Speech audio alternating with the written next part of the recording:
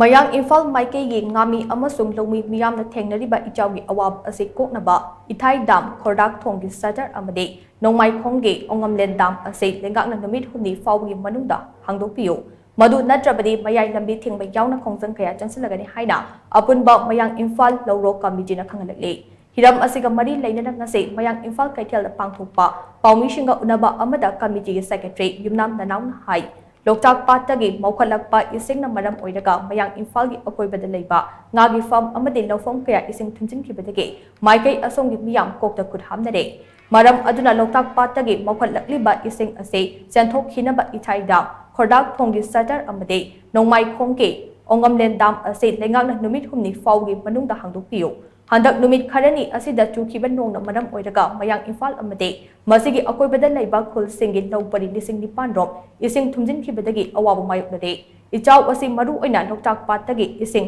senthakadaba Ithai Dam Khordak Thonggi Sajar amade Nongmai Khonggi Ongamlen Dam ase matam chana hangdoktabagine masida maram oiraga hairiba lawpari lising nipan rom ase isingi irol nungda leikhibaga loinana ngagi farm ayambasu ising pathoktuna ngasing senthakre Farm da lemhoba nga khara adusu ising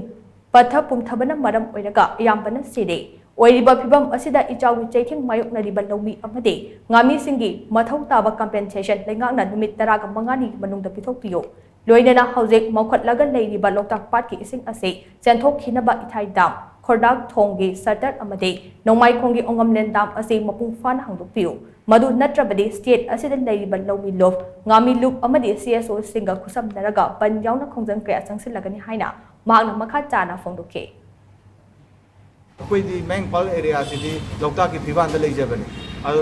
मसीगी सिंगसिना मरम ओइरगा नंबोलंदगी चौसलइबा बिसेंपुरदगी चंगजलइबा सिंग असे चेंथोकपम दि पीदरगा कोई मैंगपाल area कोई मैंगपाल area खत नते होजि नंबोलदगी वांगोय के ma'am तुमंगवनी होजि nga loi chalamgani मसीगी मतंगदा कोई सरकारदा तुब मतमदा नुमित 15 की मनुंगदा मसीगी